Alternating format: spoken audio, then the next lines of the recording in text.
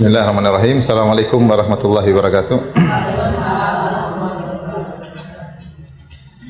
Innal hamdalillah nahmaduhu wa nasta'inuhu wa nastaghfiruhu wa natubu ilaihi wa na'udzu billahi min syururi anfusina wa min sayyiati a'malina. May yahdihillahu fala mudilla lahu wa may yudlil fala hadiyalah. Wa asyhadu an la ilaha illallah wahdahu la syarika lah wa asyhadu anna Muhammadan abduhu wa rasuluhu la nabiyya ba'dah. Ya ayyuhalladzina amanu taqullaha haqqa tuqatih wa la tamutunna illa wa antum muslimun. Fa inna asdaqal hadithi kitabullah wa khairal huda huda Muhammadin sallallahu alaihi wasallam wa syarrul umuri muhdatsatuha wa kullu muhdatsatin bid'ah wa kullu bid'atin dhalalah wa kullu dhalalatin finnar. Hadirin dan hadirat yang dirahmati oleh Allah Subhanahu wa taala, alhamdulillah puji dan syukur kita panjatkan kepada Allah Subhanahu wa taala yang tiada henti-hentinya memberikan kita kenikmatan, karunia dan kemudahan sehingga pada pagi hari ini di tengah kesibukan kita masing-masing kita masih diperkenankan oleh Allah untuk berkumpul bersama dalam rangka belajar, dalam rangka thalabul ilmi, mengurangi kejahilan kita sedikit demi sedikit dan berusaha untuk mendekatkan diri kita kepada Allah Subhanahu wa taala. Semoga amal ibadah kita diterima oleh Allah Subhanahu wa taala. Salawat dan salam tercurahkan selalu kepada junjungan kita Nabi Muhammad sallallahu alaihi wasallam dan juga kepada keluarganya serta seluruh sahabat beliau tanpa terkecuali. Bapak-bapak dan ibu yang dirahmati oleh Allah Subhanahu wa taala, pada pagi hari ini insyaallah kita akan mengangkat topik yang judulnya adalah ciri-ciri penghuni surga, namun saya khususkan di antara ciri-ciri yang sangat utama yaitu para penghuni surga adalah orang-orang yang dicintai oleh Allah Subhanahu wa taala. Orang-orang yang dicintai oleh Allah Subhanahu wa taala. Karena secara logika seandainya Allah sudah mencintai seorang hamba, maka tidak mungkin Allah akan mengadab hamba tersebut. Konsekuensi kalau Allah sudah mencintai seorang hamba, tentunya hamba tersebut akan diberi kenikmatan, dimasukkan ke dalam surga Allah Subhanahu wa taala. Oleh karenanya dalam Al-Quran Allah berfirman tentang pengakuan orang-orang Yahudi dan orang-orang Nasara yang mereka mengaku-ngaku mempropagandakan bahwasanya mereka dicintai oleh Allah. Kata Allah Subhanahu wa taala, wa qalatil yahudu wan nasara nahnu abna'ullahi wa ahibba'uh. Berkata orang-orang Yahudi dan Nasrani bahwasanya kami adalah anak-anak Allah dan kekasih-kekasih Allah Subhanahu wa taala. Ini pengakuan mereka. Maka Allah bantah, "Qul falima yu'adzibukum bidzunubikum bal antum basyarum mimman khalaq." Kata Allah Subhanahu wa taala, kalau benar demikian kalian adalah kekasih-kekasih Allah, qul falima yu'adzibukum bidzunubikum. Kok bisa Allah mengadab kalian? Orang-orang Yahudi mengakui bahwasanya nenek moyang mereka ada yang pernah dirubah menjadi monyet-monyet dan babi-babi karena melakukan pelanggaran. Dan mereka mengatakan mereka kekasih Allah. Maka konsekuensinya harusnya kalau kalian adalah kekasih-kekasih Allah, nenek moyang kalian adalah kekasih-kekasih Allah, kenapa harusnya Allah tidak mengadab mereka? Namun kenyataannya nenek moyang kalian pernah dirubah menjadi monyet-monyet dan babi-babi. Maka ini dalil bahwasanya Allah tidak cinta kepada kalian. Dan dipahami dari ayat ini, kalau Allah sudah mencintai seorang hamba, Allah tidak akan mengadabnya. Benar, Allah akan mengujinya di dunia, Allah akan berikan dia ujian yang berat, benar. Tetapi di akhirat Allah tidak akan mengadabnya. Kenapa? Karena Allah mencintainya. Ya. Dari ayat inilah sebagian ulama mengambil dalil bahwasanya seorang kekasih tidak akan menyakiti kekasihnya. Ya atau tidak ya? Seorang kekasih tidak akan menyakiti kekasihnya. Kalau seorang suami sayang kepada istrinya, gak mungkin istrinya diomelin terus. Kalau istrinya diomelin terus berarti kecintaan suaminya enggak beres. Sama, kalau seorang istri benar-benar cinta kepada suaminya, enggak mungkin ngomelin suaminya terus. Ya. Ada seorang istri mengatakan, saya cinta sama kamu mas, tapi kamu kok suka ngomelin saya? Itu salah satu bentuk cintaku, itu enggak benar. Kalau bentuk cinta ngomel terus ya, kalau sekali-sekali ngomel itu wajar, tapi kalau tiap hari ngomelin suami itu berarti kecintaannya enggak beres. Karena kalau orang cinta kepada seorang wanita atau sebaliknya, dia tidak akan tega menyakiti apa? Hatinya. Tidak akan tega menyakiti hatinya. Ya. Demikian ya. Jadi kalau ingin kita masuk surga, di antaranya kita berusaha menjadi orang yang dicintai oleh Allah Subhanahu wa taala. Karena kalau kita sudah mendapat predikat dicintai oleh Allah, maka Allah tidak akan mengadab kita dan Allah akan masukkan kita ke dalam surganya ya. Semoga kita semua dimasukkan dalam surga Allah Subhanahu wa taala. Bapak-bapak dan Ibu yang dirahmati oleh Allah Subhanahu wa taala, banyak orang mengaku-ngaku dicintai oleh Allah atau mengaku-ngaku cinta kepada Allah. Ini terjadi. Sebagaimana tadi saya sebutkan ayat dalam surat Al-Maidah, orang-orang Yahudi dan Nasrani mengaku dicintai oleh Allah. Kata mereka, wa ahibba'uh, kami ini kekasih-kekasih Allah. Mereka ngaku-ngaku dicintai oleh Allah Subhanahu wa taala. Tetapi pengakuan itu tidak ada manfaatnya kalau tidak ada buktinya. Dan kalau kecintaan hanya bertepuk sebelah tangan, percuma. Banyak orang ngaku cinta kepada Allah tapi belum tentu Allah cinta kepada dia. Banyak orang bilang kami cinta kepada Allah. Ya, kami cinta kepada Allah, kami mendahulukan kecintaan kepada Allah, tapi Allah tidak mencintai mereka. Allah tidak mencintai mereka. Makanya Al-Imam Ibnu Qayyim rahimahullah pernah berkata dalam pernyataan yang indah, kata beliau, "Laisa sya'nu an tuhib, wa innama sya'nu an tuhab." Perkara yang paling utama bukannya engkau mencintai, tetapi yang paling utama apakah engkau dicintai? Apakah engkau dicintai? Jangan sampai cinta kita bertepuk sebelah tangannya. Seperti perkataan seorang penyair, kullun yadda'i waslan bi Laila wa Laila la tukirruhum bidzaka. Betapa banyak orang ngaku-ngaku kekasihnya Laila padahal Laila tidak kenal sama mereka ya. Jadi banyak orang ngaku-ngaku ya punya hubungan kekasih dengan Laila tapi Laila tidak mengakui, tidak membenarkan pengakuan mereka. Banyak orang ngaku-ngaku cinta kepada Allah Subhanahu wa taala namun belum tentu Allah cinta kepada mereka. Oleh karenanya pernah turun satu ayat dalam surat Ali Imran yang disebut dengan ayatul imtihan. Itu ayat ujian. Kata Allah Subhanahu wa taala, "Qul in kuntum tuhibbunallaha fattabi'uni." Katakanlah, kalau memang kalian cinta kepada Allah, fattabi'uni, maka ikutilah aku Muhammad sallallahu alaihi wasallam. Yuhibbukumullah, maka niscaya Allah akan mencintai kalian. Di antara ayat yang Allah minta bukti, karena banyak orang ngaku cinta kepada Allah, Allah minta bukti. Katakanlah wahai Muhammad kepada mereka, "Qul in kuntum tuhibbunallah." Kalau kalian benar-benar cinta kepada Allah, maka ada syaratnya, buktikan. Fattabi'uni, maka ikutilah sunnah Nabi sallallahu alaihi wasallam. Maka balasannya yuhibbukumullah, niscaya Allah akan mencintai kalian. Ibu-ibu dan bapak yang dirahmati Allah Subhanahu wa taala, banyak ayat-ayat dalam Al-Qur'an yang menjelaskan ciri-ciri orang yang dicintai oleh Allah Subhanahu wa taala. Ya, saya sebutkan sebagai contoh, wallahu yuhibbus sabirin, Allah cinta orang-orang yang sabar. Innallaha yuhibbul muhsinin, Allah cinta kepada orang-orang yang berbuat baik, ihsan. Wallahu yuhibbul muttaqin, Allah cinta kepada orang-orang yang bertakwa ya. Demikian juga dalam hadis-hadis banyak sekali sifat-sifat orang-orang yang dicintai oleh Allah Subhanahu wa taala. Maka pada pagi hari ini insyaallah kita menyebutkan ya beberapa hadis-hadis dan juga ayat-ayat Al-Qur'an yang menjelaskan tentang ciri-ciri orang yang dicintai oleh Allah Subhanahu wa taala, dan kita berusaha memiliki sifat-sifat tersebut agar kita meraih predikat hamba yang dicintai oleh Allah Subhanahu wa taala. Di antaranya dalam satu hadis yang diriwayatkan oleh Al-Imam Muslim dalam sahihnya, Nabi sallallahu alaihi wasallam pernah bersabda dari sahabat Sa'ad bin Abi Waqqas radhiyallahu anhu. Beliau berkata, sami'tu Rasulullah sallallahu alaihi wasallam yaqul, aku mendengar Rasulullah sallallahu bersabda, innallaha yuhibbul 'abda at-taqiyyal ghaniyal khafi. Sungguhnya Allah mencintai seorang hamba yang bertakwa, yang kaya dan yang tersembunyi. Yang hamba yang bertakwa, yang kaya dan bersembunyi. Apa maksudnya hadis ini ya? Kita akan jelaskan. Di sini yang pertama Allah Subhanahu wa taala, Nabi sallallahu alaihi wasallam mengatakan innallaha yuhibbul 'abda taqi. Allah mencintai seorang hamba yang bertakwa, dan dalam Al-Qur'an banyak Allah mengatakan wallahu yuhibbul muttaqin. Allah mencintai orang-orang yang bertakwa. Takwa dalam bahasa Arab artinya adalah penghalang. Dalam bahasa Arab artinya apa? Penghalang. Maka orang yang bertakwa artinya orang yang mengambil penghalang antara dia dengan adab Allah Subhanahu wa taala. Antaj'ala bainaka wa baina adzabillahi wiqayah. Namanya bertakwa yaitu engkau mengambil penghalang antara engkau dengan azab Allah, jangan sampai azab Allah mengenaimu. Itu namanya takwa. Makanya dalam hadis Rasulullah SAW bersabda, "Fattaqun nara walau bisyaqqi tamrah."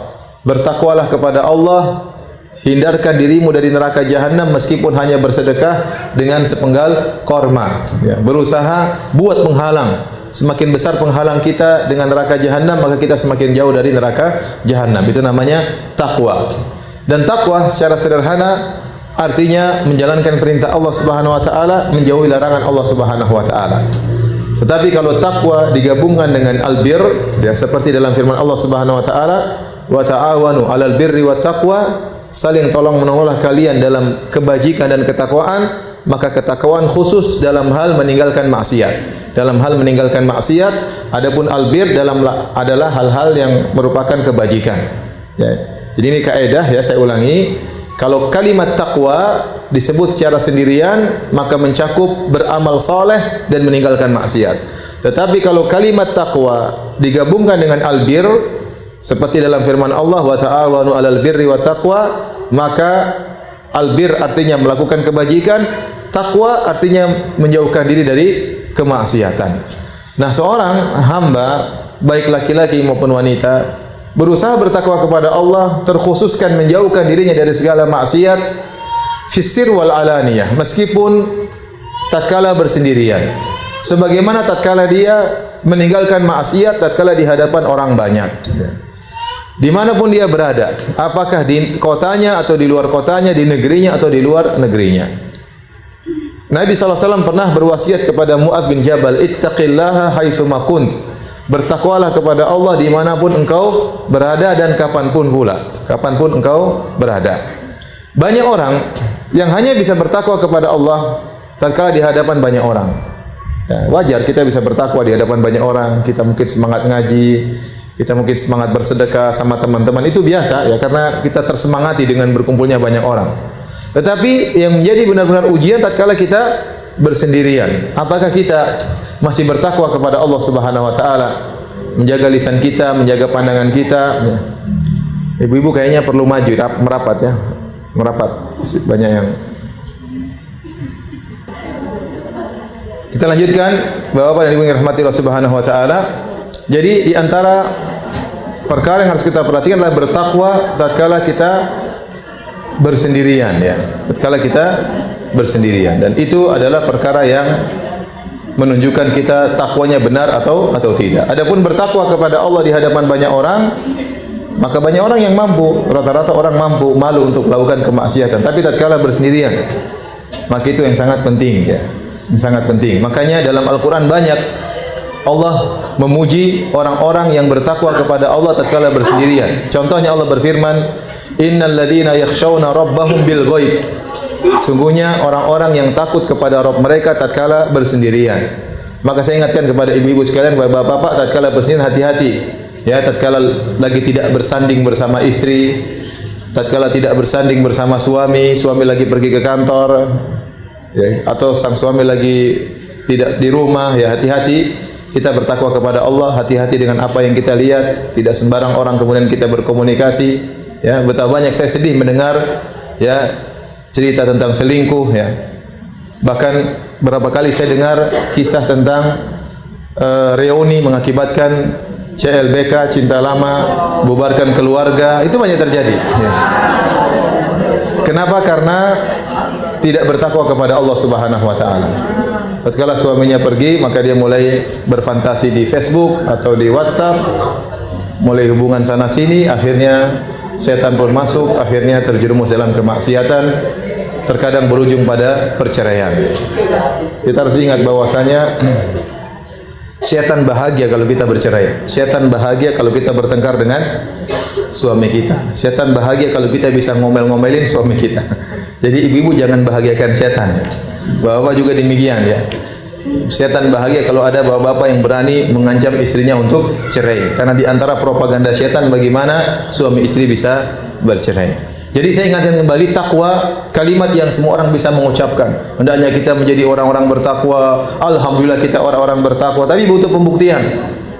Di antara pembuktian takwa adalah Anda bertakwa kepada Allah terkhususkan tatkala Anda sendirian, tidak ada yang melihat. Itu bukti Anda bertakwa kepada Allah atau tidak. Taib. Kemudian di antara orang yang dicintai oleh Allah yaitu al-ghani. Apa yang dimaksud dengan al-ghani? Yaitu seorang yang kaya. Maksudnya dia dua tafsiran. Dia kaya jiwa. Kaya jiwa yaitu dia tidak hasad, dia merasa qanaah. Ini penting bagi bapak-bapak dan ibu-ibu, terutama ibu-ibu ya. Karena yang memegang kendali keluarga banyak ibu-ibu, bukan bapak-bapak, terutama di Indonesia ya. Kalau ibu-ibunya qanaah, biasanya bapak-bapak juga qanaah. Tapi kalau ibu-ibunya tidak qanaah, biasanya ibu-ibu yang menyuruh bapak-bapak untuk beli ini, beli anu, beli ini ya. Diserang terus oleh ibu-ibu sehingga bapak-bapak akhirnya beli ini dan beli itu ya. Tentunya tidak semua ibu-ibu, tapi banyak yang seperti itu ya. Oleh karenanya seorang yang ghani yaitu merasa jiwanya kaya, ini orang dicintai oleh Allah, berarti dia orang yang pandai bersyukur kepada Allah Subhanahu wa taala ya. Karena kalau orang itu hasad, dengki, dia tidak pernah bersyukur kepada Allah. Dia tidak pernah bersyukur. Dia melihat ada tetangga rumahnya lebih bagus, padahal rumah dia juga sudah bagus. Maka dia pun cemburu, hasad, dengki, ingin seperti itu. Dia lihat tetangga punya mobil lebih bagus, atau dia melihat kakaknya baru dibelikan sama suaminya mobil lebih bagus, maka dia pun menuntut suaminya untuk bisa menyaingi mobil seperti mobil punya kakaknya. Ya, akhirnya dia tidak pernah bersyukur kepada Allah Subhanahu wa taala, ya. Maka seorang harus berusaha untuk qanaah sehingga jiwanya kaya dan dia akan senantiasa bersyukur kepada Allah Subhanahu wa taala. Karena Allah, kalau orang tidak qanaah, dia tidak akan pernah bahagia, tidak akan pernah bahagia. Makanya Al-Imam Syafi'i rahimahullah berkata, "Idza ma kunta dza qalbin qanu'in fa anta wa malikud dunya sawa'u." Kalau engkau ya memiliki hati yang qanaah, sungguhnya engkau dan raja dunia sama saja. Sama saja. Raja bahagia karena dia puas dengan memiliki banyak istana, banyak harta. Seorang mungkin tidak perlu jadi raja, dia sudah bahagia. Kapan? Tatkala dia memiliki jiwa qanaah. Tetapi kalau orang memiliki harta yang kaya, tidak qanaah, dia tidak akan pernah bahagia. Bahkan terkadang saya bertemu dengan seorang supir yang lebih banyak senyum daripada majikannya. Lebih banyak senyum supirnya daripada majikannya. Mungkin supirnya sudah bahagia, sementara majikannya tidak bahagia. Ya, punya rumah mewah, punya perusahaan yang banyak, tapi tamak, kemudian tidak pernah puas. Sementara supirnya senyum-senyum dengan gaji yang cukup bagi dia, dan dia sudah merasa bersyukur kepada Allah Subhanahu wa taala. Saya pernah ketemu dengan supir, saya mengatakan, "Mas, kok senyum-senyum terus?" "Ya, kita harus bersyukur, Ustaz." Ya. Masya Allah, ini mendakwahi Ustaz ya. Jadi saya lihat Masya Allah ini senyum-senyum. Ini seperti ini, luar biasa ya. Kapan kita murah senyum, mudah bahagia? Tatkala kita qanaah dengan apa yang Allah berikan kepada kita. Ya, bukan saya melarang ibu-ibu punya barang, enggak. Tapi maksud saya kalau kita punya, alhamdulillah kita beli. Kalau enggak usah nuntut, enggak usah nuntut. Akhirnya sebagian ibu-ibu nuntut suaminya, "Mas, beli mobil dong." "Kita enggak punya uang sayang." "Ya udah utang aja, tawakal sama Allah." Utang kok tawakal sama Allah Dia diajarin supaya banyak utang. Ya jangan. Akhirnya orang kalau sudah banyak utang, stres, pusing ya. Banyak pikiran, meskipun naik mobil mewah tapi dikejar-kejar oleh rentenir, kadang-kadang dikejar-kejar oleh bank, nonton berita-berita ada rumah disita jadi gemetar, ketakutan ya. Kenapa? Karena menjebak diri dalam hal-hal yang di luar kemampuannya. Maka di antara hamba yang dicintai oleh Allah Subhanahu wa taala itu hamba-hamba yang kaya jiwa, jiwanya kaya. Dia suka bersyukur kepada Allah, qanaah dan tidak hasad kepada Allah. Nih ibu-ibu ya, kalau kita lihat orang mobilnya lebih mewah. Bagus sekali mobilnya. Lihat rumah orang lebih mewah, bagus sekali rumahnya. Ya sudah. Kita mengatakan Allahumma la aisha illa aishul akhirah. Ya Allah, tidak ada kehidupan yang sungguhnya kecuali kehidupan akhirat. Ingatkan diri kita. Kita hanya hidup apa? Sementara. Kita punya rumah mewah ya, hanya menambah hisab. Ditanya oleh Allah semakin panjang. Syukuri rumah yang ada. Rumah yang ada pun hisabnya sudah panjang. Jangan memperberat diri lagi dengan harus membuat rumah yang lebih mewah. Toh kita akan tinggalkan itu semuanya. Kita akan tinggalkan itu semuanya. Jadi saya ingatkan ibu-ibu, jangan terlalu ya mengejar dunia, jangan terlalu ya memaksa suami untuk beli macam-macam, karena toh kita sebentar lagi akan meninggalkan dunia ini. Jadi berusaha untuk jiwa ini kaya, qanaah. Tafsiran kedua yang disebut dengan al-ghani yaitu orang yang tidak suka minta bantuan kepada orang lain. Kata Nabi SAW, "Wa man yastaghni yughnihullah." Barang siapa yang berusaha mencukupkan dirinya dengan Allah, maka Allah akan buat dia cukup. Latih diri kita, jangan sedikit-sedikit telepon teman, "Bantu saya dong, tolong saya dong, bantu saya dong, tolong saya dong." Kita berusaha, kita yang bantu, kita yang tolong. Bukan minta tolong sama orang. Ada orang kebiasaan seperti itu. Sedikit-sedikit nyerahin sama orang, sedikit-sedikit telepon orang, sedikit-sedikit minta bantuan. Ini merendahkan diri kita, nggak boleh. Berusaha kita jalankan sendiri. Ada masalah kita berusaha jalankan sendiri. Ada problem kita berusaha hadapi sendiri. Ya, ada kesulitan kita berusaha jalani sendiri. Kalau nggak mampu, itu baru kita mungkin minta tolong, nggak apa-apa. Karena Allah menyuruh kita untuk saling tolong menolong. Wa ta'awunal birri wat taqwa, saling tolong menolong dalam kebaikan dan ketakwaan. Tetapi kalau sejak awal sudah mengharap orang itu nggak baik. Jangan suka mengharap orang. Kalau kita mengharap orang lain, kita akan kecewa. Jangan. Berharap kepada Allah Subhanahu wa taala. Biasakan diri kita tidak membutuhkan orang lain. Jangan kita gantungkan diri kita butuh sama orang, jangan. Itu jelek. Itu tidak dicintai oleh Allah Subhanahu wa taala. Ya, makanya Nabi suruh kita bekerja meskipun harus mencari kayu bakar daripada minta sama orang. Ibu-ibu, ingat, jangan suka mengharap sama orang. Mungkin kita punya teman kaya, jangan berharap sama dia. Kalau kita punya teman kaya dan dia tahu kita berharap sama dia, dia akan rendahkan kita. Ini anak ini. Begitu tahu kita suka minta tolong sama dia, dia akan hinakan kita. Tapi kalau dia datang nawarin bantuan, itu nggak jadi masalah. Kasih hadiah, kita menerima hadiah, baik. Kapan seorang ini sifat manusia ya? Kapan seorang merasa temannya ini mulai mengambil hartanya, langsung dia pandang dengan pandangan rendah. Ya, betapapun kaya dia, tetap dia pandang dengan pandangan apa? Rendah. Maka Jangan biasakan diri minta tolong sama orang, kita kerjain sendiri. Allah suka hamba yang seperti itu. Kalau ada apa-apa dia kerjakan sendiri. Kecuali kalau darurat itu lain cerita. Dalam kondisi mendesak, sesekali kita minta bantuan teman, konsekuensi persahabatan, kita telepon, saya rasa dia akan bantu dengan senang hati. Tapi kalau sedikit-sedikit telepon, sedikit-sedikit ini, tolong dong, ini jelek. Ini jelek sekali seperti ini. Menggantungkan harapan kepada manusia. Kita jadi rendah, jadi hina di hadapan dia, ya. Di hadapan dia. Oleh karenanya, Ibu yang dirahmati Allah Subhanahu wa taala, seorang berusaha menjadi hamba yang kaya, artinya dia hanya mencukupkan dirinya kepada Allah Subhanahu wa taala, dan dia orang yang qanaah, senantiasa bersyukur dengan apa yang Allah berikan kepada dia. Kemudian yang ketiga di antara ciri hamba yang dicintai oleh Allah adalah al-khafi. Apa itu al-khafi? Al-khafi secara bahasa Arab artinya bersembunyi. Ini sangat penting juga untuk kita ketahui bahwasanya Allah tidak suka seorang hamba yang ingin tampil selalu, ingin tampil beda, ingin tampil jadi bahan komentar orang, jadi pusat perhatian orang. Allah tidak suka dengan hamba seperti itu. Ya. Allah tidak suka. Yang narsis ya, Allah nggak suka. Narsis itu apa artinya sih? Narsis itu apa sih? Saya sering dengar.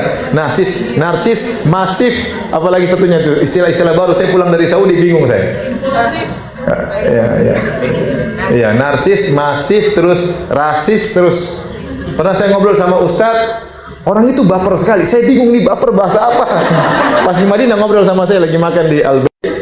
Tahu Ustadz, itu orang baper banget. Aduh, saya mau tanya malu kan.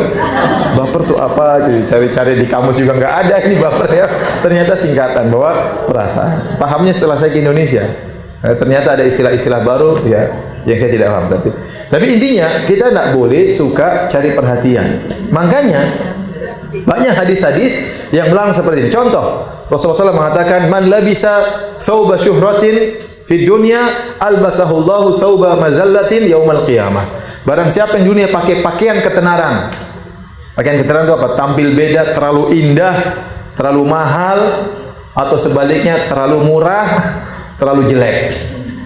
Ini tidak boleh dua-duanya. Pakai pakaian terlalu indah ya. Pakaiannya warnanya terlalu banyak. Merah, kuning, hijau di langit yang biru ya. Tidak wajar, lain sendiri, tampil beda sendiri. Saya tahu ibu-ibu suka bergaya, apalagi pakaian model baru, itu sifat wanita ya. Boleh, tetapi ingat jangan sampai terlalu berlebih-lebihan. Jangan sampai terlalu sehingga menjadi pusat perhatian. Itu tidak disukai dalam syariat. Meskipun bukan niat kita untuk sombong, pakaian yang langsung otomatis membuat kita tampil beda, itu tidak boleh. Tampil beda tersebut karena terlalu mahal, terlalu indah, atau sebaliknya terlalu murah, robek-robek masih kita pakai, ya. Itu juga tidak boleh. Nabi SAW Kalau pakai baju sama dengan sahabat-sahabatnya, tidak tampil beda. Makanya kalau ada orang luar datang menemui para sahabat di masjid atau lagi di pertemuan, mereka bingung Nabi Muhammad yang mana sallallahu alaihi wasallam. Karena pakaiannya sama dengan sahabat yang lain.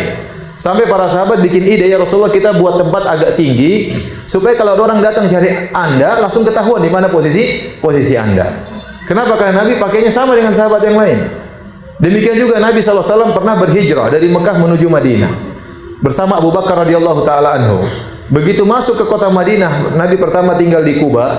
Orang-orang datang langsung menyalami Abu Bakar, disangka Abu Bakar itu Nabi sallallahu alaihi wasallam. Ya, karena tidak ada beda ya. Ya, Abu Bakar jadi enggak enak, mau nunjuk-nunjuk ini enggak enak. Akhirnya setelah Abu Bakar menaungi Nabi, baru orang-orang tahu itulah Rasulullah sallallahu alaihi wasallam. Jadi saya katakan kepada ibu-ibu, terutama karena pakaiannya biasanya menjadi pusat perhatian para ibu-ibu. Laki-laki juga perhatian terhadap pakaian, tapi ibu-ibu yang benar-benar perhatian terhadap penampilan, terhadap gaya, terhadap mode, fashion dan yang lainnya. Maka hati-hati, tidak boleh pakai pakaian yang terlalu indah ya atau terlalu buruk sehingga menjadi hamba yang terkenal dan tenar dan tersohor. Jangan. Ya, jangan. Kita kalau bikin model-model yang seperti yang lainnya ya, mungkin indah, tapi jangan terlalu. Nah, demikian pula dalam kehidupan kita sehari-hari. Jangan kita melakukan hal-hal yang buat kita memang kita niatnya ingin tampil, jangan. Karena Allah mencintai hamba yang dia bersembunyi. Sembunyi apa? Sembunyi bukan sembunyi-sembunyi saja, enggak ada kegiatan, tidak. Maksudnya dia sembunyi sehingga dia konsentrasi beribadah kepada Allah Subhanahu wa taala. Tidak harus tampil, ya. Tidak harus tampil. Ada orang-orang yang dia ingin terkenal dan akhirnya dia terkenal. Ingin tenar. Ya, dengan cara-cara dia, dengan pencitraan, dengan berbagai macam model, dengan tampil di YouTube, dengan tampil di Facebook, dengan selfie sendiri, dengan berbagai macam agar dia tenar dan niatnya untuk tenar dan akhirnya tenar. Ada orang-orang yang ingin tenar tapi enggak tenar-tenar, sudah banyak biaya dia keluar, enggak ada yang nge-like. Ada seperti itu. Ya. Ada orang tidak ingin tenar tapi Allah membuat dia apa? Tenar. Ada orang tidak ingin tenar dan dia tidak tenar. Ya. Ada orang tidak ingin tenar, Allah jadikan dia tenar. Ada orang yang tidak ingin tenar dan dia memang tidak tenar. Ya. Kalau ternyata dia tidak ingin tenar, Allah jadikan dia tenar, itu urusan Allah Subhanahu wa taala. Ya. Oleh karenanya, kalau kita jadi tenar, dikenal oleh orang, sebenarnya kita susah sendiri. Kenapa kita menjadi bahan komentar, jadi bahan perhatian, dan orang komentar ada yang komentarnya baik dan ada orang yang komentarnya buruk. Kenapa kita bikin pusing orang? Ya. Sehingga kita menjadi bahan pemikiran mereka untuk dikomentari. Mending kita enggak usah tenar, ya, enggak usah tampil, karena ada orang hobinya tampil. Ya. Ada orang hobinya apa? Tampil. Ya sudah, ngapain ya?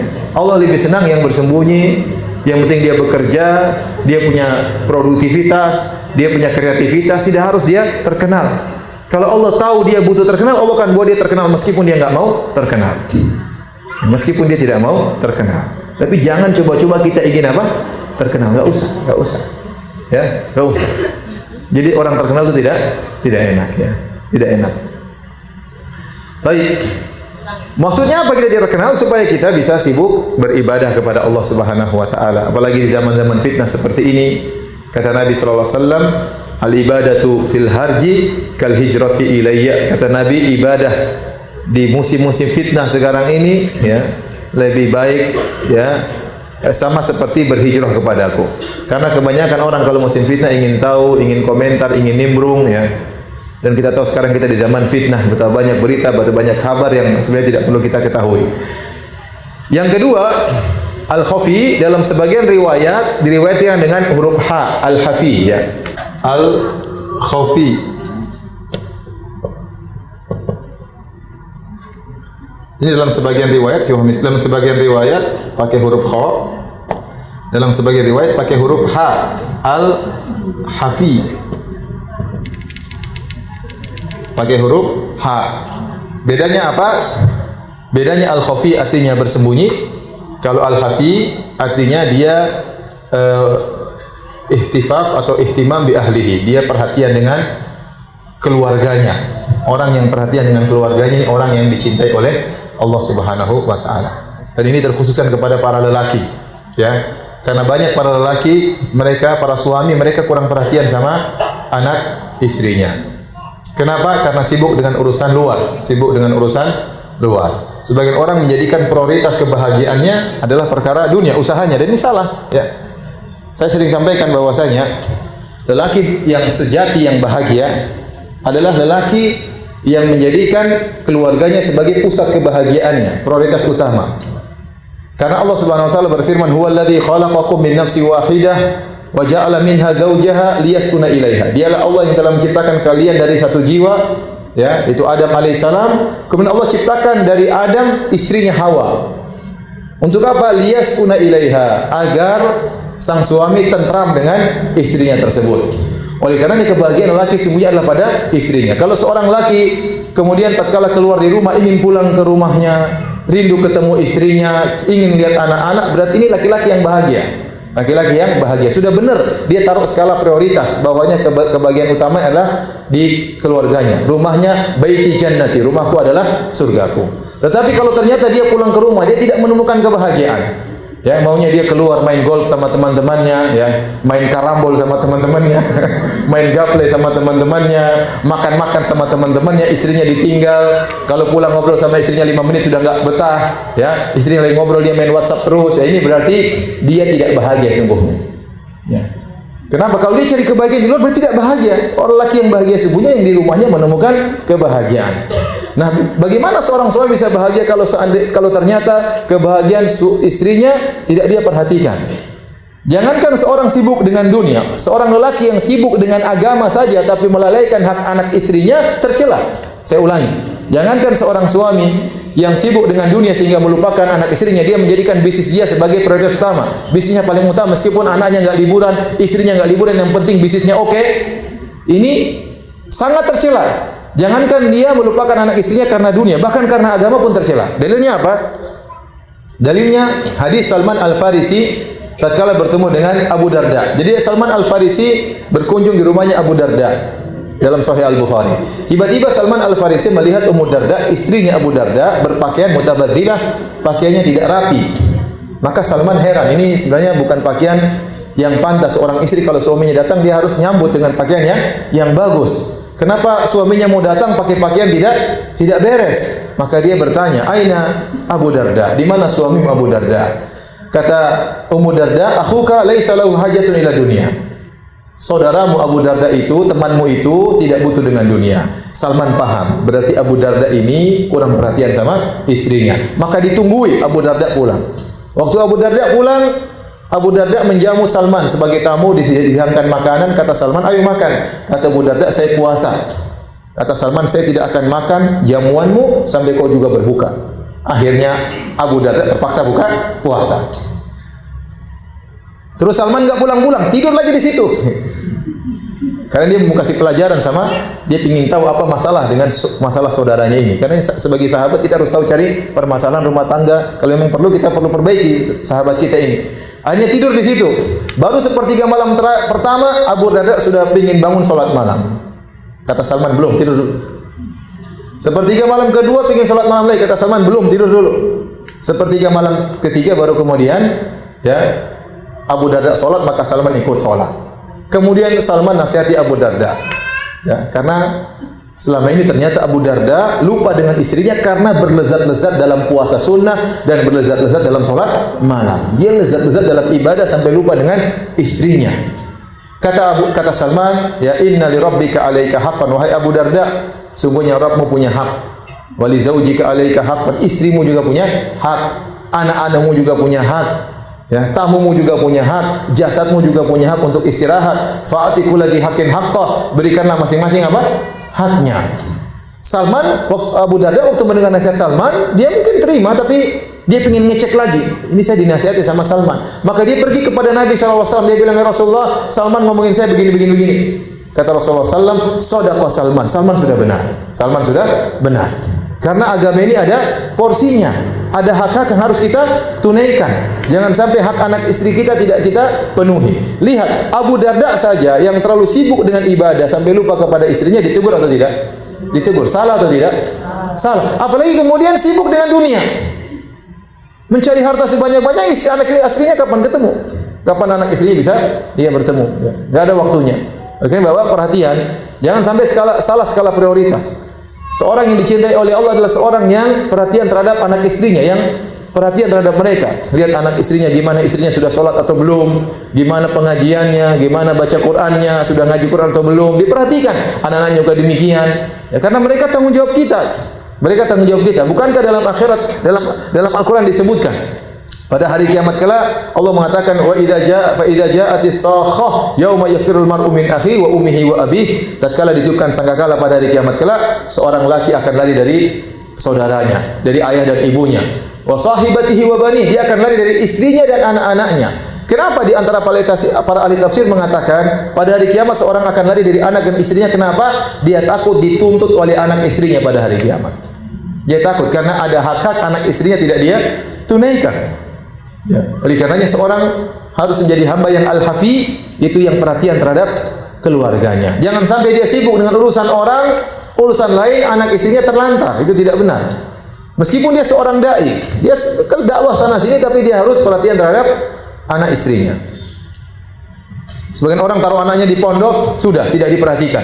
Ya, harusnya dijenguk anaknya, ditanya bagaimana kondisinya, bagaimana perkembangannya. Nanti kalau anaknya nakal, pondoknya disalah-salahin. Ya. Ya, tidak bisa. Anak masukkan sekolah Islam, dicek gimana temannya siapa, pelajaran dicek, tidak boleh dibiarkan begitu saja. Jadi seorang yang dicintai oleh Allah yang perhatian terhadap keluarganya, ya, bukan yang menjadikan keluarganya prioritas yang kedua atau bahkan jadi tumbal gara-gara dia ingin sukses dalam bisnisnya. Ini adalah perkara yang keliru, ya. Kemudian juga para hadirin hadirat yang dirahmati oleh Allah Subhanahu wa taala, terutama bapak-bapak, saya ingatkan, ibu-ibu itu ya, bapak-bapak ya, ibu-ibu itu perlu kalau dia ngobrol harus diperhatikan ya. Ibu-ibu itu sukanya ngobrol ya. Sukanya ini mulutnya apa susah dijaga ya. Kalau ngomong suka ngomong, bapak-bapak dengerin ya. Jadi kalau pulang dari kantor dengar bapak-bapaknya enggak ada yang hadir ya. Sedikit. Jadi kalau bapak hadir, istrinya ngobrol, dengerin, jangan main WhatsApp ya. Udah dengerin, WhatsAppnya matiin dulu. Iya, iya mami ada apa mami? Ada curhat silakan. Papi siap menerima. Silakan curhatnya apa, masalahnya apa ya. Ya kalau dia tidak curhat sama kita, curhat sama siapa nanti? Curhat sama CLBK-nya ya, repot. Ya, curhat sama temannya ya. Akhirnya kalau dia sudah curhat sama temannya, aib keluarga terbuka. Iya atau tidak? Iya, curhat akhirnya cerita sama temannya ember, banyak perempuan yang ember, akhirnya tersebar kemana-mana ya. Makanya kalau istri ngobrol, suami dengerin ya. Saya pernah dengar ceramah, ada seorang dai di Saudi, dia ceramah di televisi, dia bilang bapak harus dengar curhat istri. Jadi kalau pulang dari kantor harus dengerin meskipun 10 menit, 20 menit, setengah jam, tapi jangan lama-lama. Kalau nanti nggak berhenti. Jadi bawa HP matiin dulu sampai dia bawa sumpritan.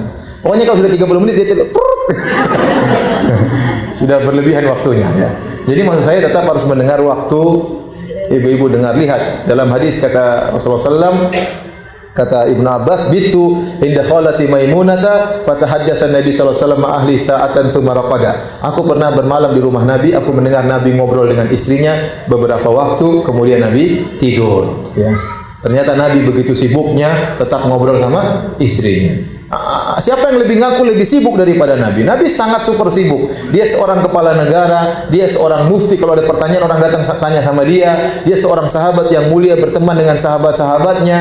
Ya, belum lagi istrinya 9, sibuknya kayak apa ya? Belum lagi kemudian harus mikirkan perkembangan negara, belum lagi ada musuh-musuh yang ingin menyerang, belum lagi orang-orang munafik dalam kota Madinah. Banyak permasalahan kompleks dialami oleh Nabi. Tapi Nabi setiap habis sholat asar datangi istrinya, dicumbui satu persatu. Sebelum tidur ngobrol sama istrinya, ya. Sebelum tidur ngobrol sama istrinya. Siapa yang merasa lebih sibuk daripada Nabi Shallallahu Alaihi Wasallam? Tidak ada ya. Nabi SAW kalau ingin berjihad, Rasulullah SAW mengundi istri-istrinya. Yang namanya keluar, ikut. Kita kan nggak perlu undian, itu saja satu-satunya bawa itu. Kalau ada safar bisa dibawa ya dibawa, nggak usah pakai undian. Ya, kalau punya undian alhamdulillah, kalau nggak ada ya sudah terima apa adanya, qanaah ya. Ini satu-satunya ditinggal terus, ya gimana ya? Sebagian orang tidak mau bawa istrinya, kalau bisa bawa istrinya bawa, kecuali memang tidak bisa dibawa, ya sudah. Alhamdulillah, ada istri, ada teman ngobrol di pesawat, ada teman ngobrol tatkala safar, memandang macam-macam, istrinya larang, lagi tertarik pramugari dicubit sama istrinya kan. Ada fungsinya ya untuk menjaga seorang suami ya. Jadi maksud saya harus perhatian kepada anak dan istri supaya menjadi hamba al-hafi yang dicintai oleh Allah Subhanahu wa taala ya. Demikian juga ibu-ibu juga perhatian harus sama suami. Perhatian sama suami. Jangan terlalu sibuk dengan urusan yang bukan urusan ibu-ibu. Bukankah Nabi mengatakan min husni islamil mar'i tarkuhu ma la ya'ni? Di antara keindahan Islam seorang meninggalkan yang bukan urusannya. Ibu-ibu tuh nimbrung banyak perkara yang tidak bermanfaat. Ya. Nimbrung ini, berita ini, berita artis, berita ini, orang berita poligami ngikutin terus. Sudah, yang penting ibu enggak dipoligami, sudah enggak usah terlalu sibuk ya. Berita macam-macam, berita gibah-gibah, ngurumpi, berita tidak perlu. Banyak hal-hal yang kita bermanfaat bagi diri kita. Kita terlalu sering nonton berita, terlalu sering komentar di Facebook, sehingga waktu untuk baca Quran nggak ada. Coba kita renungkan, kita sehari ini baca Quran berapa halaman? Nggak ada, kita baca sedikit. Subuh bangun, kemudian sudah langsung melihat WhatsApp 20 grup, kita buka satu-satu, belum kita komentari satu-satu ya. Grup ini, grup kecantikan, grup diet, grup ini. Tapi tetap aja badannya gemuk, nggak cantik-cantik, grup nggak ada faedahnya. Jadi maksud saya, ngapain grup-grup yang tidak bermanfaat ya? Mending kita hapus ya. Kita perhatian sama suami, anak-anak di mana, diri kita bagaimana. Jangan lupa baca Qur'annya, zikir pagi petang sudah atau belum, salat duha sudah atau belum, salat malam sudah atau belum, urus telepon ibu, telepon bapak, om, tante sudah ditelepon belum. Banyak kalau kita mau sibukkan dengan yang manfaat, banyak. Ciptakan suasana nikmat di rumah dengan suami, punya jadwal jalan-jalan dengan suami. Ayo, Mas, kita punya jadwal jalan-jalan ya. Mas, kita jadwal pengajian ada. Ciptakan kehidupan kebahagiaan di rumah. Ciptakan kebahagiaan. Jadi perhatian sama suami. Suami diperiksa. Kalau memang mau ke kantor periksa, sudah siap enggak tasnya, diperiksa, diperbaiki. Kalau dia mau keluar dipakaikan kaos kaki, dicium tangannya ya. Kalau rambutnya ini dicukur rambutnya ya, kumisnya dirapikan. Kalau kukunya panjang dipotongin kukunya ya. Ibu-ibu potongin kuku suami atau tidak? Enggak pernah ibu-ibu? Enggak mau?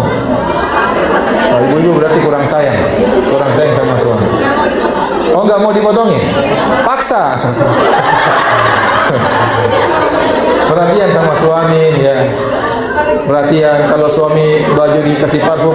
Perhatian sama suami al-hafi, seorang hamba yang perhatian sama keluarganya, dicintai oleh Allah Subhanahu wa taala. Kalau kita sudah beres urusan suami, urusan anak-anak, bolehlah kita memperhatikan yang lainnya. Tapi yang paling utama adalah suami dan anak-anak kita. Itulah hamba yang dicintai oleh Allah Subhanahu wa taala. Semoga kita bisa dicintai oleh Allah Subhanahu wa taala. Baik. Kita lanjutkan, ibu yang dirahmati Allah Subhanahu wa taala, hadis yang lain. Dalam hadis yang lain, Rasulullah SAW bersabda, "Inna Allah yuhibbu samhal bai'i, samhal syira, samhal qada." Sungguhnya Allah mencintai kemudahan tatkala menjual, kemudahan tatkala membeli, dan kemudahan tatkala bayar hutang. Kalau Anda ingin dicintai oleh Allah, mudah dalam menjual, mudah dalam membeli, mudah dalam bayar hutang. Bagaimana maksudnya? Seorang berusaha bermuamalah baik dengan sesama kaum muslimin, sesama manusia. Kita bukan hanya bermuamalah dengan Allah, bermuamalah juga dengan sama manusia. Dengan muamalah yang baik. Allah suka dengan orang yang mudah untuk menjual. Dalam hadis yang lain kata Nabi SAW, rahimallahu mra'an samhan idza ba'a. Semoga Allah merahmati, sayang. Allah sayang kepada seorang hamba yang dia mudah untuk menjual. Maksudnya apa? Kalau dia jual barang tidak susah. Dia jual barang misalnya nih, ada barang mobil dia jual harusnya harganya, dia bilang harganya 200 juta. Ada yang tawar 160. Kalau masuk akal, dapat untung, ya udah jual aja. Gak usah ditahan-tahan. Dia properti nih, bisnis properti, bikin rumah. Dia maunya untung 600 juta satu rumah. Dia jual 2 miliar. Ada yang tawar, misalnya 1,8. Dia sudah untung 600 jadi untung 400. Ya sudah jual aja. Kenapa ditahan-tahan? Ya. Yang penting dapat untung, menyenangkan orang, kita juga senang, mudah untuk menjual. Kecuali kalau rugi ya kita tahan. Ya. Ada sebagian orang kalau menjual susah. Tawar enggak. Harganya berapa? 200.000, 190.000 enggak. Meskipun 199.999 saya tidak akan lepaskan. Ada orang seperti itu, ya. Kalau enggak mau sudah sana pergi. Ada seperti itu, ada modelnya. Enggak, ini tidak dicintai oleh Allah Subhanahu wa taala. Yang Allah cintai orang yang mudah untuk apa? Menjual. Kalau kita udah kita jual, nanti beli barang yang lain, kita jualan barang yang lain. Rezeki ada yang lain, Allah buka. Jadi mudah untuk menjual, menyenangkan orang yang membeli. Kemudian samhan idza ishtara, mudah juga untuk membeli. Mudah juga untuk membelinya. Artinya apa? Kalau kita beli barang, ada orang jual misalnya 100.000, ya udah kita tawar yang masuk akal. Kita bilang bagaimana kalau 190.000, 180.000 masuk akal. Ya udah beli aja. Berapa? Bisa kurang enggak, Pak? Bisa. Berapa? 180. Ya udah kita beli aja. Dia beli aja, enggak usah kita bilang enggak, Pak. 100.000 kurang berapa? 90. Oh, masih banyak, Pak. Sudah 30.000 aja. Wah, ini agak repot. 100.000 kita tawar 30.000 ya. Ada orang seperti itu kalau nawar sangat rendah ya. Bahkan terkenal kata dia, kamu beli, tunggu, saya yang tawar aja, tunggu sebentar, duduk aja. Kenapa? Dia ingin menyiksa penjual. Tawar sampai habis-habisan ditawar. Berapa? 100.000. Berapa, Pak? Kurangi dong, Pak. 90.000, kurangi dong, Pak. 80.000, kurangi dong, Pak. Udah terakhir. Ya, Bapak itu untungnya banyak sekali. Omel-omelin. Ya udah 70.000, diomel-omelin lagi. Sampai dia dapat target berapa? 30.000. Enggak dapat berapa? Terakhir 50.000. 30.000 ya? Enggak bisa, Pak. Saya enggak dapat untung. Ya sudah. Ya udah, Pak, enggak usah beli, Pak. Tapi dia enggak mau pergi-pergi, di situ aja terus bertahan. Akhirnya kan orang jengkel seperti itu. Akhirnya terkadang orang menjual dengan terpaksa. Ini tidak boleh. Tidak boleh. Seorang menjual barang dengan terpaksa, hukumnya tidak boleh. Sebenarnya mengatakan tidak sah karena jual beli harus antaradin minkum, harus ridho. Enggak boleh. Ingat, jual terpaksa, kasih hadiah terpaksa juga enggak boleh. Minta dong hadiah dong. Hadiah memaksa. Akhirnya nagih terus, kasih terpaksa, tidak sah. Tidak sah. Ya. Sampai Syekh Utsaimin mengatakan misalnya kita lagi di rumah lagi makan, tahu-tahu ada orang lewat, ada tetangga kita lagi makan durian, kemudian kita lewat, kemudian dia bilang, mampir. Kita tahu dia basa-basi. Jangan nanti langsung mampir, jangan. Sebentar, Pak, saya panggil anak-anak sama istri saya dulu sebentar dulu. Jadi kalau dia lagi ngajak kita mampir, kita nggak usah mampir. Oh, makasih, Pak, karena kita tahu dia basa-basi. Kita lewat, kalau dia datang pergi tarik tangan kita, berarti dia serius kasih hadiah. Tapi kalau dia basa-basi kita lewat, dia bilang alhamdulillah nggak mampir ya. Karena terkadang orang kita tahu dia ngasih kita itu apa? Karena nggak enak, itu nggak boleh. Ya. Jadi hati-hati, kadang kita beli barang kalau kita tahu kita juga senang, harganya masuk akal, ya udah beli aja, nggak usah tawar terlalu tinggi. Jangan, kasihan penjual. Ya. Apalagi bahkan sebenarnya mengatakan di antara sedekah yang tidak diketahui oleh orang lain, di antara tafsiran hadis 7 golongan yang akan Allah naungi pada hari kiamat kelak tatkala matahari jarak 1 mil, kata Nabi sallallahu alaihi wasallam, rajulun tasaddaqa bi yaminihi fa akhfaha hatta la ta'lama shimaluhu ma tunfiqu yaminuhu. Seorang yang dia bersedekah dengan tangan kanannya, kemudian dia sembunyikan sampai-sampai tangan kirinya tidak dia ketahui. Dia tidak pernah cerita sama orang lain kalau dia bersedekah. Di antara contohnya kata para ulama, yaitu seorang membeli barang tidak dia tawar. Dia tahu harga barang ini bisa dia tawar, tapi tidak mau tawar karena dia ingin bersedekah sama saudaranya.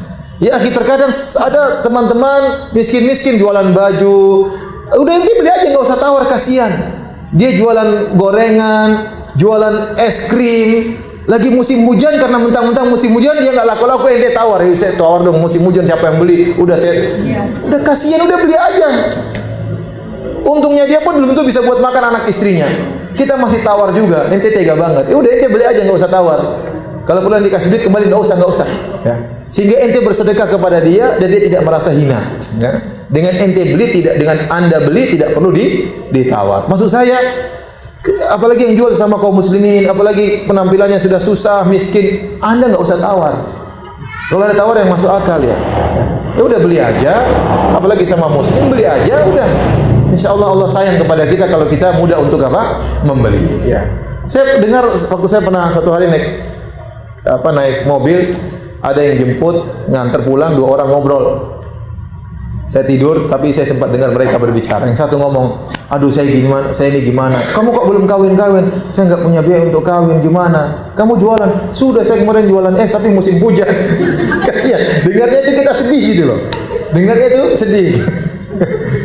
Musim es, mau ngumpulin mahar, nggak ada duit. Musim hujan jualan es, gimana saya ngumpulin?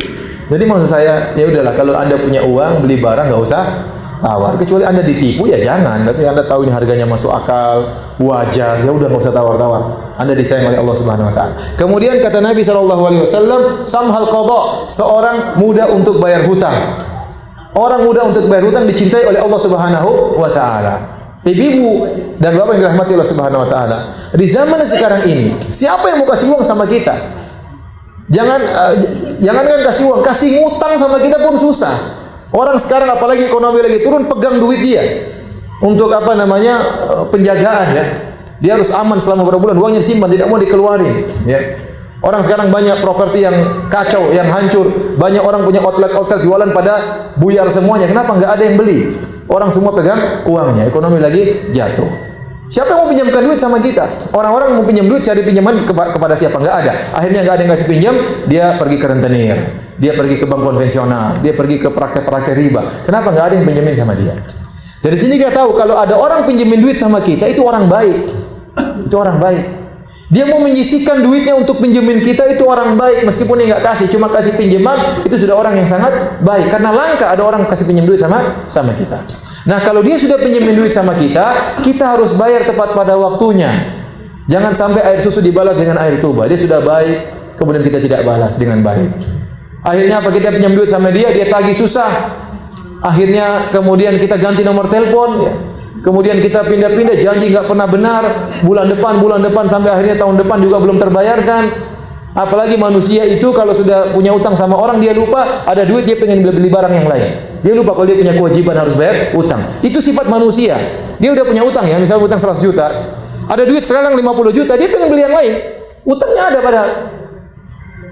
Sampai saya pernah ditanya, Ustaz, ada pertanyaan di kertas, Ustaz, saya punya utang sama orang Ustaz, sama teman saya.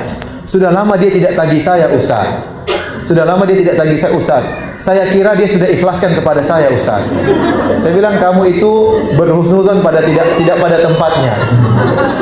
Ya, kamu yang tahu diri, nggak usah ditagih bayar ya. Ya.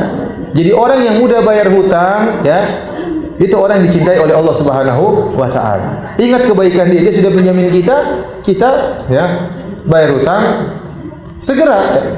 Kalau bisa jangan tunggu ditagih. Ya beda kalau kita tidak punya, itu lain cerita.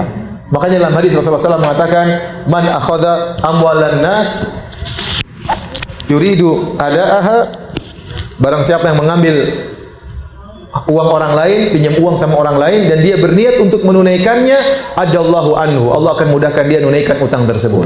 Wa man akhadha amwalan nas yuridu itlafaha, barang siapa yang minjem uang orang dengan niat tidak membayar, atlafahullah, Allah akan membuat dia hancur. Allah akan buat dia hancur. Maka seorang berusaha untuk bayar hutang tepat pada waktunya. Dan banyak orang tidak seperti itu ya. Sampai saya pernah ketemu kasus seorang datang sama saya, Ustaz, saya dimarahin sama si fulan.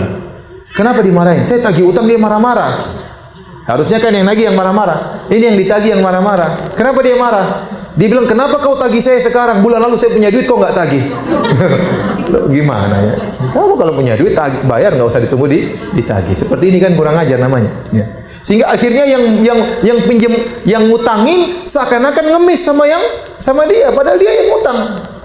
Sampai seperti ini sebagian orang akhlaknya sangat buruk, ya, sangat biadab, sampai tidak punya adab sama orang yang beri pinjaman sama dia. Ya.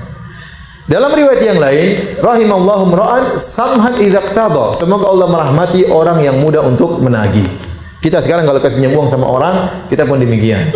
Kita tagih dia dengan cara yang baik, apalagi kita tahu dia sudah berusaha. Kalau dia tidak mampu bayar, maka kita bilang enggak apa-apa. Fanadhiratun ila maisarah, ditunda pada waktu yang lain. Kalau kau sudah mudah baru kau bayar. Selama kita tahu dia berusaha. Orang ini susah, kita tahu. Beda kalau orang ini memang punya duit tapi dia bandel ya. Tapi kalau kita tahu dia memang susah dan dia sudah berusaha, dia baru bisa nyicil sedikit, ya udah kita tunda waktunya. Atau kita bilang, ya udah kamu bayar setengahnya saja, setengahnya saya maafkan.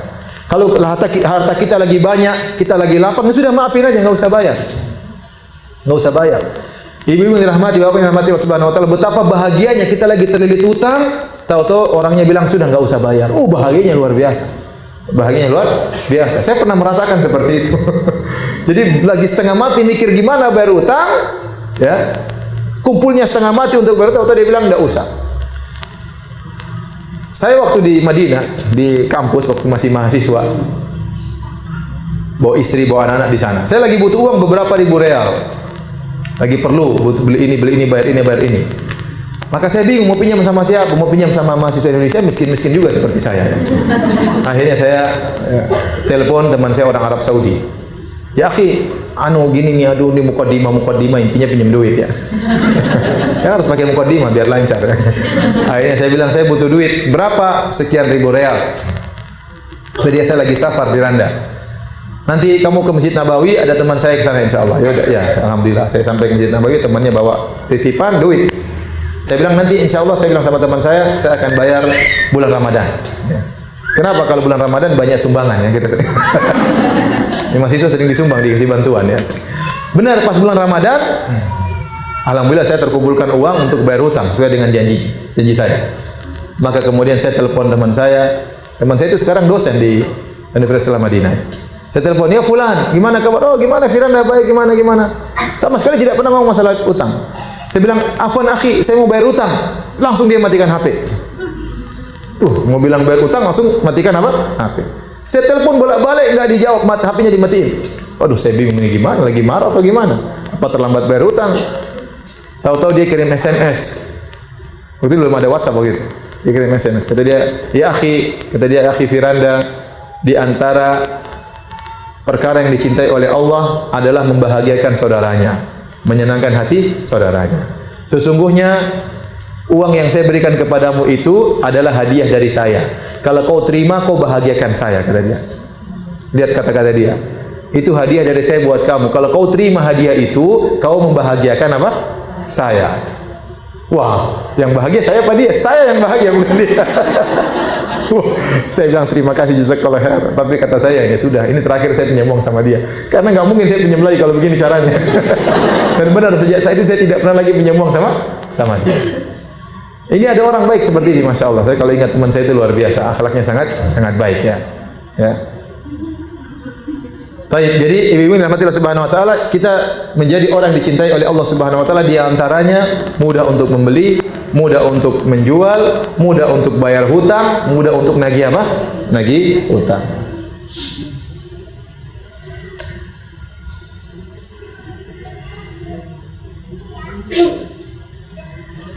Baik. Di antara yang menjadikan seorang dicintai oleh Allah Subhanahu wa taala, Rasulullah SAW bersabda, Allahu yuhibbu antura ni'matuhu ala abdihi. Allah suka ya nampak nikmat Allah kepada hambanya. Dalam riwayat yang lain, idza an'ama ala abdi an yura atharuh. Kalau Allah berikan nikmat kepada seorang hamba, Allah suka nampak buktinya. Maksudnya bagaimana? Anda bersyukur kepada Allah. Kalau Anda kebetulan punya duit, ya pakai pakaian yang bagus, yang rapi, kemudian pakai mobil yang wajar, pakai kendaraan yang wajar. Jangan Anda punya duit tapi hidupnya seperti menyusahkan diri sendiri. Ya. Kalau orang tanya gimana, aduh saya ini susah, ngeluh terus. Ini nggak benar. Ini namanya kufur nikmat. Nggak boleh. Jadi jangan ketemu orang ngeluh terus. Kalau memang kita ada nikmat, kita alhamdulillah dimudahkan oleh Allah Subhanahu wa taala. Alhamdulillah saya rezeki lancar, alhamdulillah. Berapa gaji suamimu ya? Jangan cerita. Jadi pokoknya bilang alhamdulillah nikmat ya. Jangan kita ceritakan nikmat kita secara detail, tidak boleh juga karena bisa bikin orang hasad sama kita ya. Tapi tidak boleh juga kita sembunyikan seakan-akan kita nggak punya duit, tidak boleh. Jadi kalau orang tanya sama kita harus tunjukkan secara global ya. Kita tampil seadanya, jangan juga kita nampakkan seakan-akan kita kaya sekali, tidak, tapi seadanya. Kita menunjukkan ada nikmat Allah tampak pada kita, ya. Jadi kalau kita ya hidup maksudnya jangan juga menyusahkan diri, ya. Jangan juga menyusahkan diri. Yang wajar-wajar, alhamdulillah pakai pakaian yang rapi, mobil juga bagus, alhamdulillah, bukan karena sombong, bukan karena angkuh, tapi ingin tunjukkan bahwasanya Allah berikan nikmat kepada saya, ya. Tapi saya ulangi lagi, jangan cerita secara detail kepada orang lain. Karena orang itu mudah hasad. Makanya seorang syekh pernah berkata, kalau kamu ditanya tentang hartamu, jangan kau jawab secara detail. Kalau kau jawab, saya nggak punya duit, dia akan ngejek, kasihan miskin. Tapi kalau kau jawab duitmu banyak, dia akan hasad. Makanya nggak usah cerita secara detail. Oh, saya punya rumah ada di sini, di sini. Jangan, enggak usah. Alhamdulillah saya dikasih rumah, banyak orang enggak punya rumah, ya. Tapi jangan sampai kita suka mengeluh. Karena ada orang kufur nikmat seperti itu, ya. Seakan-akan miskin, seakan-akan susah, dia menyembunyikan harta dia. Ini kufur nikmat. Tidak tahu diri seperti ini. Menunjukkan seakan-akan Allah menyusahkan hidupnya, enggak boleh. Makanya Allah suka seorang hamba kalau dia diberikan kenikmatan, nampak. Kalau ada orang kaya, subhanallah duitnya banyak, saya kalau main ke rumahnya saya kasihan. Padahal saya kerja sama dia, dia mungkin gaji saya ke rumah dia kasihan. Rumahnya kotor, terus anunya jelek, kasihan istrinya. Kasihan dia juga, dia sangat pelit ya. Hidupnya pelit, kalau orang sudah pelit, yang susah siapa? Dianya susah, istrinya susah, anak-anak juga susah, bapak ibunya juga susah. Kenapa dia pelit? Ya. Terlalu pelit sehingga menyusahkan dirinya sendiri. Kenapa? Tidak boleh seperti itu. Mau berobat cari yang sangat murah, ya jangan. Sudah kalau ada rumah sakit yang bagus, yang wajar, berobat situ aja, yang duit ada kok.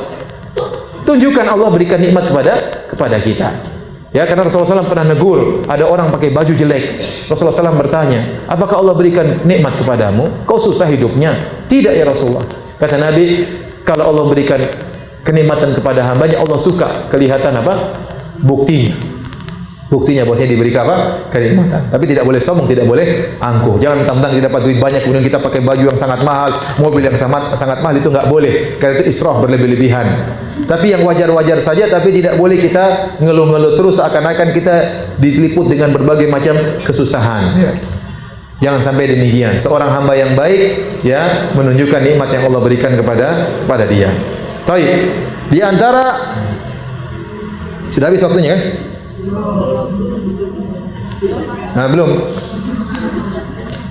Di antara hal yang dicintai oleh Allah Subhanahu wa taala, Nabi bersabda, "Innallaha yuhibbu an tu'ta rukhasuhu kama yakrahu an tu'ta ma'siyatuh." Allah suka jika hamba mengambil rukhsah keringanan dari Allah, sebagaimana Allah tidak suka kalau maksiatnya dikerjakan. Kalau ada keringanan dari Allah, ambil. Allah suka demikian. Sebagaimana Allah benci kalau maksiatnya dikerjakan. Dalam riwayat yang lain, innallaha yuhibbu an tu'ta rukhasuhu kama yuhibbu an tu'ta azaimuh. Allah suka diambil keringanannya sebagaimana suka diambil azimahnya. Azimah itu hukum asal. Contoh ibu-ibu, kita kalau mau sholat harus berwudu, ya atau tidak? Wudu itu namanya hukum asal, namanya azimah dalam istilah fikih.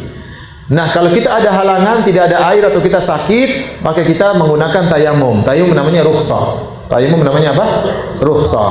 Nah, Allah suka kalau memang kita punya halangan, kita ambil keringanan yang Allah berikan seakan-akan hadiah dari Allah Subhanahu wa taala. Sebagaimana Allah suka kalau kita mengambil hukum asal. Kalau kita lagi mudah bisa berwudu, maka berwudulah.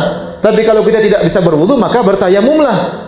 Kamu bertayamum sama Allah suka seperti kamu berwudu. Jangan kita berprasangkaan kalau saya bertayamum berarti pahalanya lebih kurang dari berwudu. Enggak, Allah suka sama. Tidak ada bedanya. Tidak ada bedanya. Sama. Kalau Anda bersafar, ternyata Anda sholat di misalnya tinggal di hotel berhari-hari, maka sholatlah dengan dikosor. Karena dikosor itu dicintai oleh Allah. Itu apa? Rukhsah. Rukhsah. Jangan paksa sholat 4 rakaat. Allah suka keringanannya diambil. Nabi SAW selama bersafar beliau tidak pernah sholat 4 rakaat. Beliau selalu sholat 2 rakaat. Dan kita pun demikian. Kita sholat 2 rakaat kecuali kalau kita bermakmum. Menjadi makmum bagi orang yang sholatnya sempurna, maka kita harus sholat sempurna. Misalnya kita di umrah, kita pergi ke Makkah dan Madinah, kita sholat di Masjid Nabawi. Di Masjid Nabawi sholat isya-nya 4 rakaat ya, kita sholat 4 rakaat. Meskipun kita masbuk, kita dapat rakaat ketiga keempat, tetap kita sempurnakan menjadi 4 rakaat.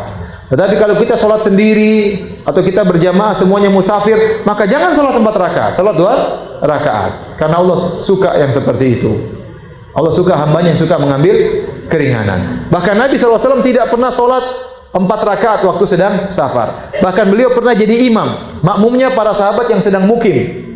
Sahabat yang mukim sholat 4 rakaat, Nabi sholat 2 rakaat. Maka Nabi cuma sholat 2 rakaat. Kemudian Nabi berkata, ya qaum atimmu salatakum fa inna qaumun sufrun atau qaumun safarun. Wahai para sahabatku, sempurnakanlah sholat kalian. Bangunlah rakaat 3 dan 4. Kami ini sholat 2 rakaat karena kami sedang safar. Bahkan Nabi tatkala sedang safar tidak sholat qobliyah dan ba'diyah, tidak, kecuali qobliyah subuh. Para ulama mengatakan seorang yang sholat safar duhur tidak qobliyah tidak ba'diyah cuma 2 rakaat, ini Allah lebih sukai daripada kalau dia sholat 4 rakaat qobliyah dan ba'diyah. Kenapa Allah suka diambil keringanannya? Ibu misalnya bersafar, lagi umrah, dan ini sering terjadi. Berangkat dari Indonesia bulan puasa. Nanti pergi ke Mekah, ke Madinah, puasnya tambah 5 jam. Tambah 4 jam plus bukanya mundur musim panas ya. Harusnya di sini buka jam 6, di sana buka jam 7. Sementara perbedaan kita dengan Mekah, Madinah sampai 4 jam. Jadi untuk berbuka tambah lagi 5 jam. Kalau pas di pesawat setengah mati, kehausan, ya buka saja, ambil keringanan. Kenapa? Jangan berpikir kalau saya bertahan pahalanya lebih banyak. Enggak. Salah. Allah suka kita ambil keringanan. Jangan kita malu, aduh malu, saya masih muda kok buka. Jangan malu-malu, boleh berbuka kalau memang susah. Kalau memang enggak susah, santai-santai aja enggak apa-apa. Tapi kalau sudah mulai sakit perut, ya buka aja, ngapain nyiksa diri. Allah suka Anda buka puasa, Allah suka. Ini hadisnya seperti ini. Allah suka hambanya yang mudah mengambil keringanan. Kalau ada keringanan dari Allah, sudah ambil. Anda lagi masuk angin, mau berwudu kena angin khawatir terbit. Ya sudah jangan berwudu, tayamum. Kenapa? Kenapa kita susah-susahkan diri? Tayamum kemudian salat. Ya, nanti kalau sudah sehat ya berwudu lagi. Ya. Lagi junub kemudian sakit ya udah jangan mandi junub, tayamum aja baru salat. Jangan paksakan diri. Ya, karena Allah suka kita mengambil keringanan sebagaimana Allah suka kalau kita meninggalkan maksiat Allah Subhanahu wa taala. Ini perhatikan juga agar kita dicintai oleh Allah Subhanahu wa taala. Kemudian yang terakhir Ibu yang dirahmati Allah Subhanahu wa taala, di antara hamba-hamba yang dicintai oleh Allah Subhanahu wa taala, dan ini cara adalah ciri-ciri penghuni surga, yaitu Allah berfirman, wallahu yuhibbul muhsinin. Allah mencintai hamba-hambanya yang berbuat ihsan. Allah mencintai hamba yang berbuat ihsan. Saya bacakan firman dalam Al-Qur'an. Allah berfirman, wasari'u ila maghfiratin min rabbikum wa jannatin arduha samawati wal ardu iddat lil muttaqin alladzina yunfiquna fis sarra'i wad dharra'i wal kadhiminal ghaidh wal 'afina 'anil nas wallahu yuhibbul muhsinin walladzina idza fa'alu fahishatan, dan seterusnya. Yaitu dalam surat Ali Imran, ibu-ibu bisa lihat ayat 122 sampai 124. Ali Imran surat ketiga, coba dibuka. Ayat 132, 132 bukan 22, 132 sampai 134. Sudah dapat? Ini pembahasan yang sangat penting ya. Pembahasan terakhir kita. Saya jelaskan secara singkat di papan tulis insyaallah. Wasari'u ila maghfiratin min rabbikum wa jannatin arduha samawati wal ard. Ini wa jannatin arduha samawati wal ard wa iddat lil muttaqin. Kemudian kata Allah Subhanahu wa taala, alladzina yunfiquna fis sarra wad dharra wal kadhimina al ghaidh wal 'afina 'anil nas wallahu yuhibbul muhsinin. Baik ibu-ibu ya. Perhatikan ini ayat berapa tadi? Al-Imran 132 sampai 134. Wasari'u dalam bahasa Arab artinya apa? Bersegeralah. Bersegeralah kepada ampunan. Ini ampunan Allah. Wa jannah, surga. Surga Allah yang luasnya seluas langit dan bumi yang Allah siapkan bagi orang-orang yang bertakwa. Siapa orang bertakwa tersebut? Kata Allah, alladzina yunfikuna, yang berinfak. Fis sarra, dalam kondisi lapang. Wad dharra, dalam kondisi apa? Susah. Wal kadhimin, orang-orang yang meredam amarah.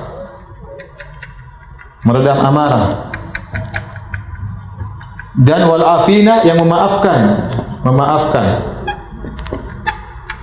manusia. Wallahu, Allah itu cinta kepada orang-orang yang berbuat ihsan. Perhatikan ya, kita jelaskan secara singkat ayat ini sebagai penutup pengajian kita. Yang pertama, dalam masalah amal soleh, Allah mengatakan wasari'u, bersegeralah. Dalam segala ibadah, Allah suruh segera. Makanya dalam Al-Quran datang dalam 3 kalau tidak salah model. Pertama, wasari'u, cepatlah. Dalam ayat yang lain, sabiqu, berlombalah. Fastabiqul khairat, berlombalah dalam kebajikan. Dalam ayat yang lain, wa fi dzalika falyatanafasil mutanafisun, saling bersainglah. Jadi dalam Al-Quran ada kalimat bersegera, berlombalah, cepat-cepatan, bersainglah. Dalam masalah dunia tidak, masalah akhirat kita disuruh apa? Bersaing, berlomba, cepat-cepatan, ya. Karena inilah kehidupan kita yang sesungguhnya adalah kehidupan akhirat. Makanya Bapak Ibu yang dirahmati Allah Subhanahu wa taala, ya, kalau kita punya niat baik segera, jangan ditunda-tunda. Menuju apa? Menuju ampunan Allah. Ini dalil kata para ulama, kalau seorang berdosa segera bertobat, tidak boleh tunda-tunda tobat. Barang siapa yang menunda tobatnya, dia maksiat pagi ini, dia tunda sore, dia berdosa lagi. Jadi menunda tobat itu dosa tersendiri. Maka seorang misalnya pagi hari melihat hal-hal yang haram, pagi hari mendengar berita-berita haram, gibah, ngerumpi, dia bertobat kepada Allah, jangan tunda-tunda. Dia tidak tahu, tidak bisa jamin bisa hidup sampai sore. Maka segera bertobat kepada Allah. Ciri orang yang dicintai oleh Allah Subhanahu wa taala. Di antara ciri orang cintai oleh Allah, Allah mengatakan, "Innallaha yuhibbut tawwabin." Allah mencintai hamba-hambanya yang suka bertobat. Artinya apa? Kalau dia salah, dia segera bertobat. Jangan tunda-tunda. Dan bersegeralah menuju surga Allah yang luasnya langit, seluas langit dan bumi, yang Allah sediakan bagi orang yang bertakwa. Nah, siapa orang yang bertakwa yang Allah siapkan masuk surga bagi mereka? Allah siapkan surga bagi mereka. Ini dalil ibu-ibu juga, surga sudah ada.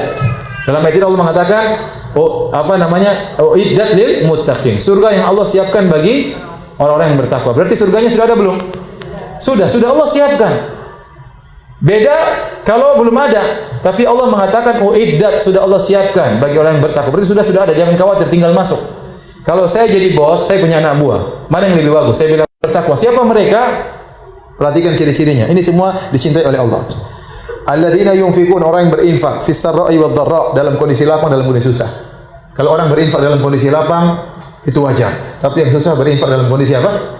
Susah. Jadi maksud saya ibu-ibu, kalau kita dalam kondisi sempit juga tetap berinfak, meskipun nominalnya mungkin lebih sedikit, tapi tetap apa? Berinfak. Ya, kita punya duit, kita sampaikan sama suami, mungkin ibu nggak punya pekerjaan, kerjaannya meres suami ya. Kerjaannya maksudnya meres dengan cara yang baik, maksudnya, Mas, ya, tolong Mas, itu sumbangan buat anak miskin, orang yatim. Rayu suami insya Allah baik ya. Boleh ibu-ibunya begini, insya Allah suami-suami juga baik. Jadi tinggal dia keluarin duit ya. Kita juga dapat pahala karena kita yang merayu suami untuk apa? Untuk menyumbang. Kalau kita punya uang juga, kita suami kasih jatah nih, kamu jatah bulan ini buat jajan, sisihkan juga untuk apa? Untuk menyumbang misalnya. Ya. Jadi dalam kondisi susah kita mungkin sedekah tapi nominalnya mungkin lebih sedikit, tapi tidak kita tinggalkan apa? Sedekah. Kemudian wal kadhiminal ghaidh, orang-orang yang meredam kemarahan. Al ghaidh itu ya kadhiminal ghaidh itu kata para ulama seperti tempat air yang sudah penuh sebentar lagi keluar dari ujung cereknya, ya. Jadi maksudnya kemarahan yang sudah memuncak sebentar lagi keluar, kita redam, kita tahan. Ini ciri penghuni surga seperti ini. Kalau kita lagi di puncak-puncak marah, kita ingat ayat ini. Wal kadhiminal ghaidh, orang-orang yang meredam apa? Amarah. Lagi benci sama anak, lagi jengkel sama anak, lagi jengkel sama kakak, lagi jengkel sama tetangga, lagi jengkel sama suami, redam. Ya, dapat pahala, dicintai oleh Allah, masuk surga. Jadi jangan kita sangka ibadah itu cuma baca Quran, cuma sholat malam, enggak, kita tahan amarah itu ibadah mulia. Bahkan ciri penghuni surga. Maka jadi orang yang suka marah-marah ibu-ibu ya. Yang suka marah-marah. Sabar ya. Sedikit-sedikit marah itu cepat tua, cepat mati, kena jantung, kena macam-macam. Kan? Sabar. Benar, penelitian menyatakan orang banyak penyakit timbul karena ketidakstabilan jantung, ketidakstabilan emosional. Emosional itu sangat berpengaruh. Akhirnya menimbulkan gula yang cepat. Akhirnya penyakit gula, penyakit jantung dan macam-macamnya. Tapi kalau orang santai, murah senyum, insya Allah lebih panjang umurnya. Ya. Kemudian wal afina anin nas, yang mudah memaafkan orang lain. Ini sifat yang paling berat, memaafkan orang lain. Ya. Karena sifat memaafkan orang lain lebih hebat dari sekedar meredam kemarahan. Ada orang meredam kemarahan tapi dia tidak maafkan, dia cuma gerundel, jengkel, dendam dan macam-macam. Tapi ada orang selain dia meredam amarah, dia juga memaafkan. Dan ini orang yang sangat hebat. Dan kita tahu kalau kita memaafkan orang lain, maka kita dimasukkan oleh Allah dalam surga. Kalau kita maafkan orang lain, Allah akan maafkan kita. Makanya ayat yang sangat memberi pengharapan, kata para ulama di antaranya, wal ya'fu wal yasfahu ala tuhibbuna ayaghfirallahu lakum. Hendaknya kalian berlapang dada dan maafkan. Tidakkah kalian suka Allah maafkan kalian? Jadi kita banyak dosa nih. Kita banyak dosa, mungkin dosa di luar, melihat yang macam-macam, mendengar macam-macam, ngomongin orang macam-macam, dosa dalam rumah, mungkin ngomelin suami, gak perhatian sama anak-anak dan macam-macamnya. Kita banyak dosa. Kita sudah istighfar, tapi ada dosa-dosa yang belum Allah ampuni. Allah kasih kita ujian. Kita dizalimi oleh orang. Dikata-katain orang, dituduh orang macam-macam, mungkin diambil harta kita dan macam-macam. Nah, kita ampuni, kita maafin orang tersebut. Kalau kita maafin orang tersebut, Allah maafin kita. Mungkin ada dosa-dosa yang tidak bisa hilang kalau kita istighfar, tapi dengan cara kita memaafkan orang lain, dosa-dosa kita diampuni.